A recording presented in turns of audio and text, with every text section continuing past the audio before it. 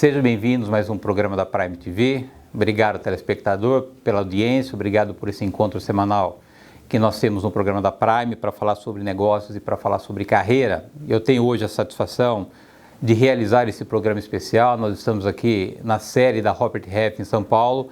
Fernando Mantovani, que é o diretor da Robert Half, gentilmente aceitou o nosso convite e está abrindo as portas do escritório para que a gente possa falar um pouquinho sobre o trabalho da Robert Half e para falar também sobre a carreira do Fernando. Obrigado por ter aceito o convite, obrigado pela gentileza de estar recebendo, não a mim, mas toda a nossa equipe aqui no teu escritório hoje, Fernando. Imagina, é uma satisfação, eu que agradeço pelo convite. Você é o número 1 hoje da Robert Half aqui no Brasil. Como é que está sendo esse desafio na sua carreira profissional? Como é que está sendo dirigir essa grande empresa num Brasil que a gente percebe que nos últimos anos tem meio que andado de lado, e você com esse papel tão importante que é essa questão da empregabilidade, como é que está sendo esse desafio, Mantovani?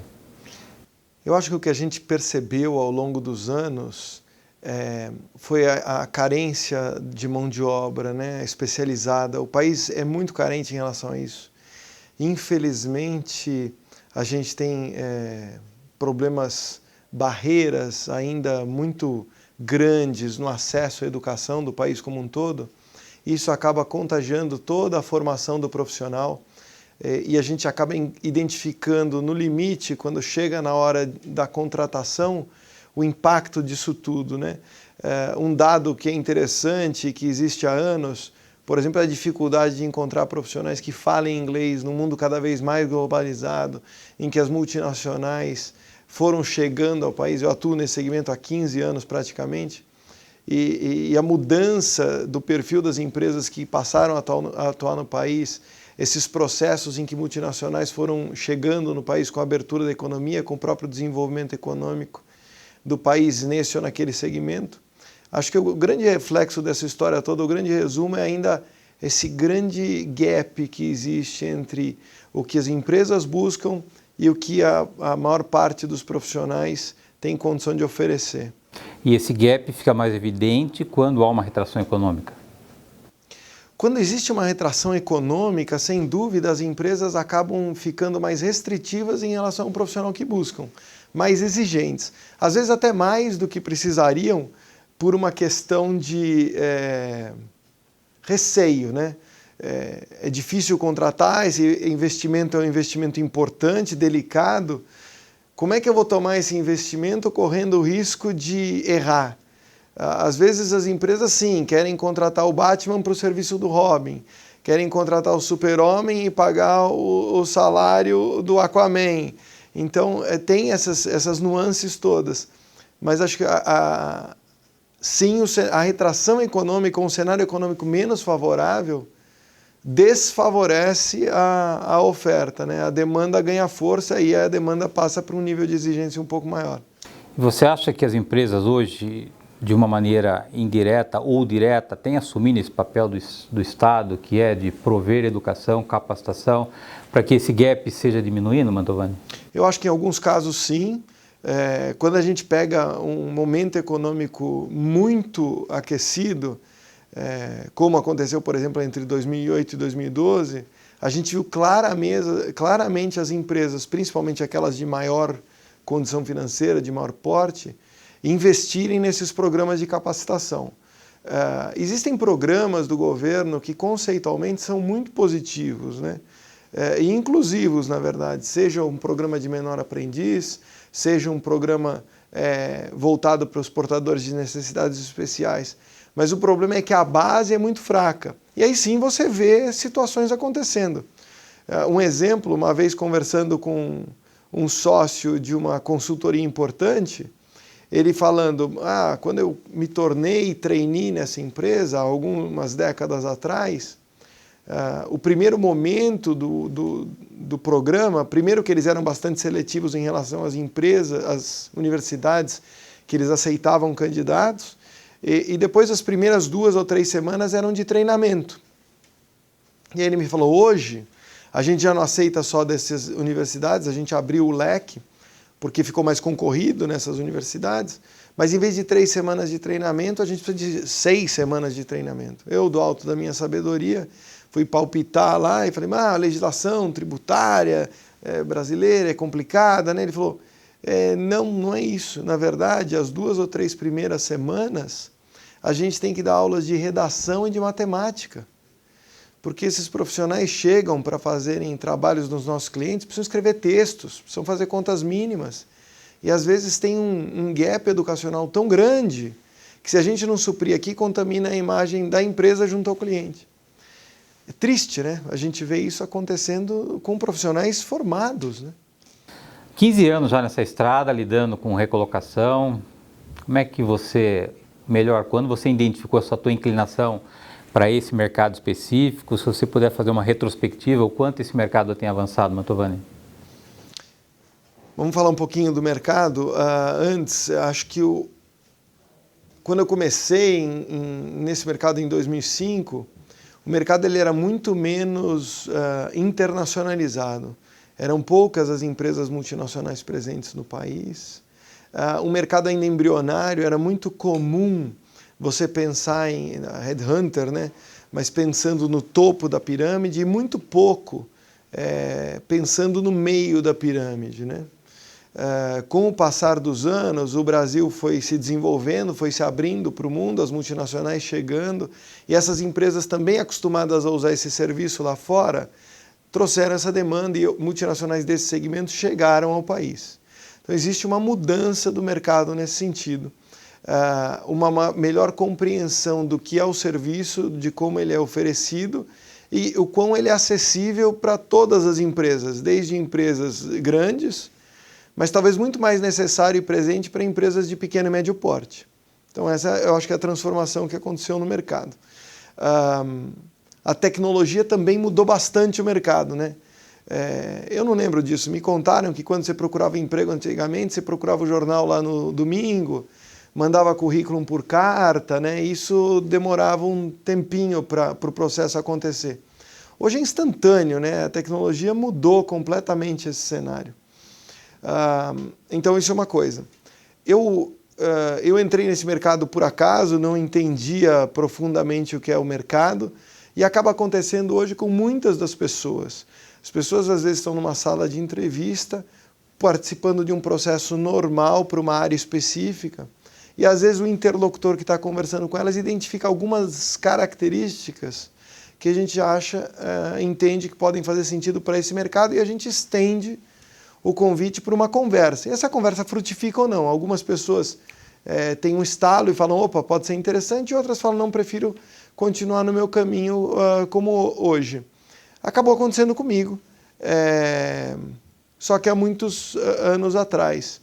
Acho que de tudo que eu posso dizer ao longo dessa trajetória é que é muito rico você trabalhar podendo em uma empresa cujo propósito é muito nobre, porque no fundo a gente ajuda as pessoas a melhorarem suas vidas, né? Dificilmente você vai encontrar alguém que muda de emprego para piorar a carreira ou a vida, né? Não quer dizer que não pode acontecer, mas é raro, né? E em paralelo poder ser uma esponja, porque você tem contato com muita gente, seja um cliente, seja um candidato naquele momento, poder ouvir histórias diretamente da boca de quem viveu é como se você estivesse lendo as melhores páginas de um livro, instantaneamente ali. E isso é muito rico, para quem gosta, é muito rico, foi muito bacana, tem sido muito bacana. E nessa trajetória toda, como é que você tem visto o posicionamento das empresas em valorizar um trabalho, por exemplo, da Robert Half? Tem muitas empresas que fazem esse processo internamente, outras que já estão num outro patamar, já entendem a necessidade de contratar um especialista. Você acha que o RH, as empresas já estão mais maduras no entendimento da necessidade de estratégia de ter um parceiro especialista na contratação de executivos, Mantovani? Eu acho que isso é muito relativo. Eu acho que cada empresa tem a sua estratégia e tem a sua condição financeira. Existem empresas maiores que conseguem ter uma área de recrutamento e seleção interna e então conseguem lidar com essa situação. Existem empresas que são grandes e montam estruturas para lidar com grandes volumes e às vezes usam um parceiro externo para lidar com situações específicas que trazem algum desconforto ou uma necessidade de investimento de tempo que a conta não fecha, não vale a pena. Por outro lado, existem empresas menores que não têm essa demanda tão frequente nem tão elevada e, por causa disso, terceirizam 100% das situações. Eu não acho que tem o certo ou errado. Eu entendo que existem estratégias de cada corporação. Obviamente, se eu fosse vender o peixe de utilizar uma empresa externa, existem algumas vantagens, é o meu trabalho, é o meu negócio, eu só faço isso da vida, então eu acabo fazendo com alguma agilidade e com um nível de qualidade específico. Mas eu não entendo que existe o certo e errado, existe uma estratégia por trás de uma corporação. Agora, você, e há pouco você comentou sobre isso, transcende a questão do negócio, né? Você mexe com pessoas, com história, com momentos de vida. Como é que é lidar com esse lado emocional das pessoas que hoje estão ansiosas pela necessidade de voltar a trabalhar? Como é que você lida isso internamente aqui com seus clientes e com os parceiros que caminham próximo a Robert Half, Mantovani? Eu acho que o que a gente apregoa assim, e se preocupa muito é o nível de responsabilidade que existe quando você se envolve e muda a vida das pessoas. A pessoa jurídica ela é muito mais forte do que a pessoa física. Entender e respeitar o momento do ser humano que está sentado do outro lado da mesa é o mais importante. O dia, se você trabalha nesse mercado, se em algum dia, em algum momento você esquecer isso, é melhor procurar outro emprego. Eu vou pedir a tua licença para um rápido intervalo. Na volta nós retomamos o assunto com o Fernando Mantovani, que é diretor da Robert Half. Nós voltamos num instante.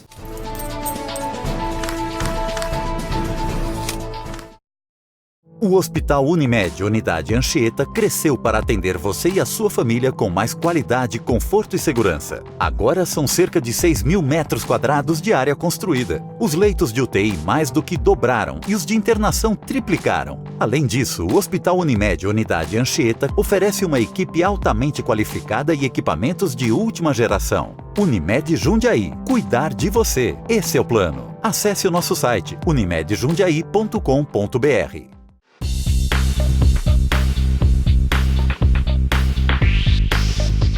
O BPO, Business Process Outsourcing, é a tendência que predomina hoje no mercado de gestão entre as empresas nacionais e multinacionais. Essa terceirização de processos de negócio, na prática, é a contratação de mão de obra e tecnologia para a administração de processos e departamentos. As áreas de back-office, como contabilidade, fiscal, departamento pessoal e financeiro, passam a ser realizadas por uma equipe de especialistas externos, que chega oferecendo técnicas, processos e softwares específicos para o melhor funcionamento dos setores. O BPO é a especialidade do controle. Nossos clientes são nossos projetos. Você pode ter nossa equipe sendo parte da sua equipe, trabalhando na sede da sua empresa, operando o seu sistema de gestão e entendendo de fato como funciona a rotina da sua operação.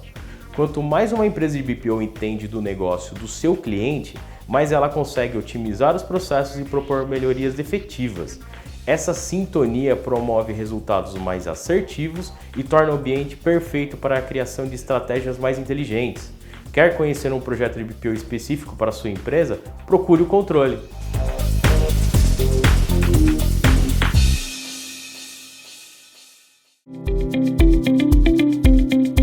A Barbeiro Advogados, ela foi concebida como uma empresa de advocacia.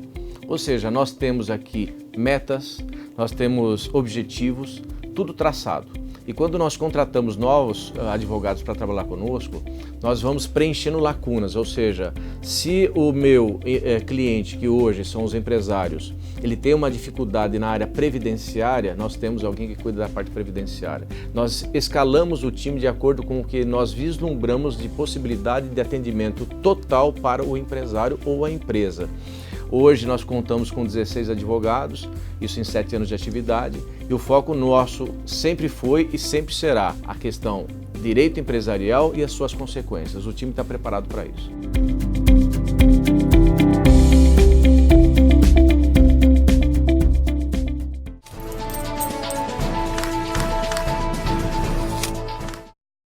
Voltamos. Hoje um programa especial, nós estamos aqui nos escritórios da Robert Half em São Paulo, que gentilmente fomos recepcionados pelo Fernando Mantovani, Fernando que é o diretor da Robert Half aqui no Brasil. Eu tenho acompanhado as mídias sociais, especificamente o LinkedIn, eu percebo que vocês sempre estão preocupados também em oferecer para o mercado informações úteis, quer seja de carreira, pesquisas salariais. Como é que isso acontece dentro da Robert Half e como é que você vê essa contribuição positiva que vocês oferecem para o mercado, Fernando? A Robert Half acredita que a sua carreira ela é composta de ciclos. E esse ciclo ele se repete ao longo da vida normalmente, né? Então existe só uma parte, um momento dentro desse ciclo que você está procurando emprego, que é quando normalmente o contato seria mais frequente. Mas quando você começa a trabalhar, você encontra outros desafios. Como é que você se adapta a esse novo emprego? Como é que você lida com um líder que talvez não tenha aquele comportamento que você sonha? Como você se prepara para esse papel de liderança? Como você briga por uma condição melhor dentro da empresa onde você atua? Como você toma a decisão de mudar de emprego novamente ou não? É muito pobre na nossa visão a gente se relacionar com você, talvez meia dúzia de vezes ao longo da vida, por um intervalo, sei lá, de 6 meses, 1 ano, enquanto a sua carreira pode durar, a gente espera que dure, e cada vez mais, 40, 50 anos. O que a gente tenta é preencher esse momento como um todo. Então, se a gente puder contribuir ao longo desses momentos com a tua carreira, a gente acredita que está fazendo o nosso papel.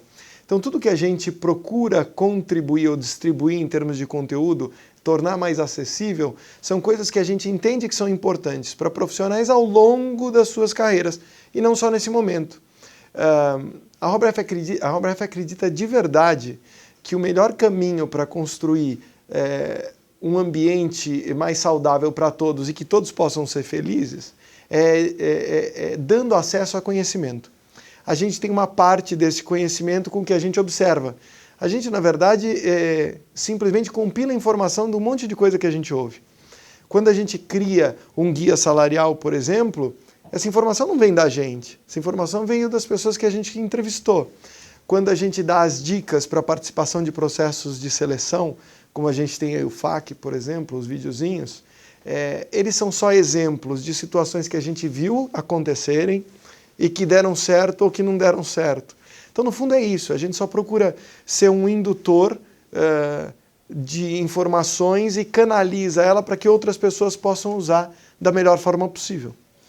Eu, pessoalmente, tive uma experiência com a Robert Half em Campinas, lá com a Amanda, que é a tua gerente de Campinas, num petit comitê que ela organizou. Eu vejo esse movimento também na Robert Half de estar reunindo líderes empresariais, não só para falar sobre questões de empregabilidade, mas sobre economia, sobre política. Como é que também acontece mais esse movimento pioneiro aqui na Robert Half, Mantovani?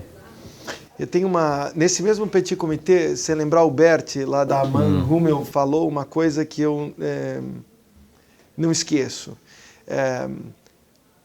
A gente estava discutindo um pouco sobre retenção de talentos, né, e pesquisas de engajamento, e o Bert falou de um resultado da pesquisa, de uma pesquisa feita pelo grupo, e que na verdade se reflete em várias outras pesquisas, né? O quanto as pessoas precisam se comunicar e como a comunicação pode fazer diferença nessa história toda, né? Então, o que a gente acredita é que a gente precisa favorecer e criar meios em que as pessoas possam se comunicar e trocar informações. Criar esses ambientes em grupos menores para favorecer uma comunicação um pouco mais produtiva para todo mundo é um dos caminhos que a gente usa. Deixa eu explorar agora o especialista aqui. Diverge um pouco a questão dos percentuais, mas e do modo geral, a gente tem ouvido de que para nível C-Level, 85% das vagas você não encontra no LinkedIn, no vagas.com, no Indeed, estão normalmente nos bastidores da empresa. Então, primeiro eu queria confirmar se de fato, na tua visão, o percentual é mais ou menos esse, e o que um executivo hoje que está em transição de carreira precisa fazer para poder identificar essas vagas que hoje estão ocultas no mercado, Mantovani. O percentual, como você mesmo falou, é um número que é difícil de ser tangibilizado, porque essa informação ela não circula tão abertamente assim. O fato é que, normalmente, quando a gente atua em posições desse nível, você precisa, muitas vezes, ir atrás do profissional. e por causa disso, você não vai encontrar anúncios divulgados, muitas vezes por uma questão de sigilo, muitas vezes por uma especificidade de mercado, como são posições um pouco mais delicadas dentro da organização e podem envolver uma substituição, dificilmente você vai encontrar em meios tradicionais. Esse processo é feito normalmente por canais de hunting, efetivamente, onde a gente proativamente vai até o profissional e não simplesmente posta um anúncio esperando que ele venha até nós. Então, de novo, respondendo a primeira metade da tua pergunta, acho que não tem uma resposta direta. Em relação ao network, eu não acho que só nesse nível, mas em qualquer lugar da vida, faz muita diferença. Vamos supor que eu estivesse aqui convidando uma pessoa para uma entrevista e fosse conhecer essa pessoa. Essa entrevista duraria cerca de 60 minutos, né?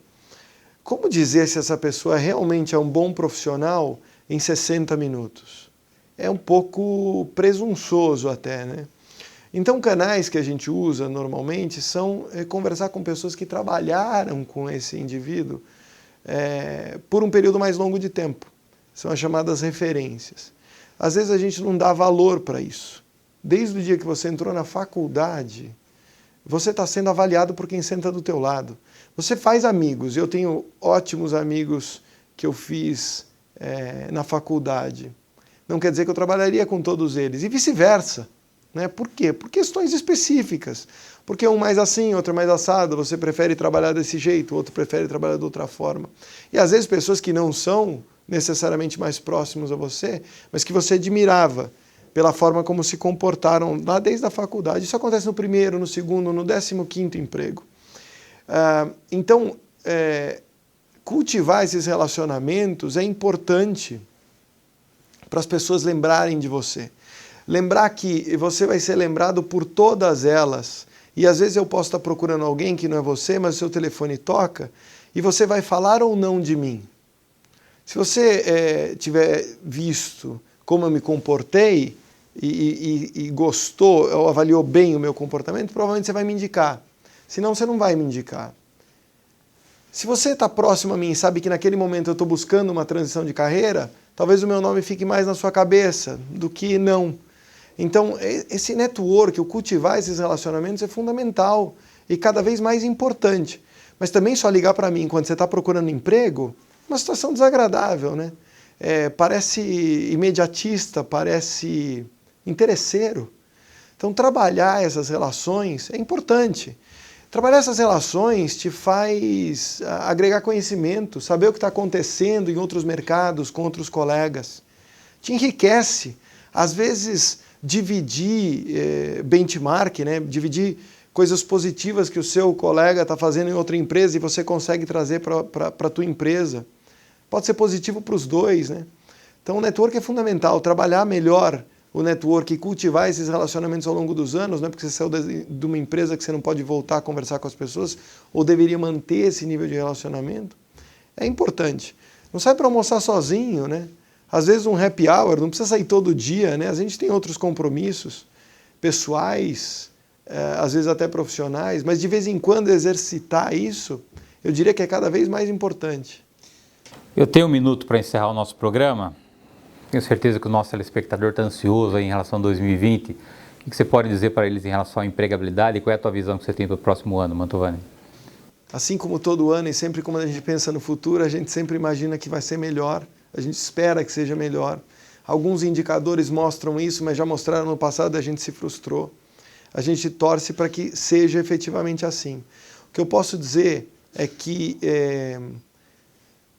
emprego sempre existe, as pessoas se aposentam, as pessoas falecem, as pessoas são desligadas das empresas, as pessoas pedem desligamento.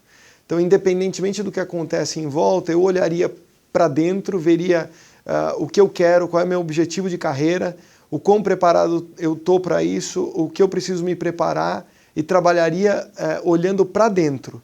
O fora vai acontecer. Se você estiver preparado, a oportunidade ela vai surgir, independentemente do momento econômico. Pode demorar um pouco mais ou um pouco menos, mas ela vai surgir e 2020 pode ser o começo. Te agradeço mais uma vez pela gentileza de ter recebido a nossa equipe aqui na Robert Half. Parabéns pelo trabalho, parabéns pelo posicionamento da Robert Half no mercado. O programa da Prime fica à disposição do amigo sempre que você desejar compartilhar com o nosso telespectador. O convite é permanente. Obrigado, Mantovani. Eu que agradeço pelo convite, foi uma satisfação. Obrigado, telespectador, pela tua audiência. Obrigado por esse nosso encontro semanal no programa da Prime. Lembrando que o programa inédito vai ao ar toda terça-feira, 9h30 da noite. Eu aguardo vocês na próxima semana. Até lá.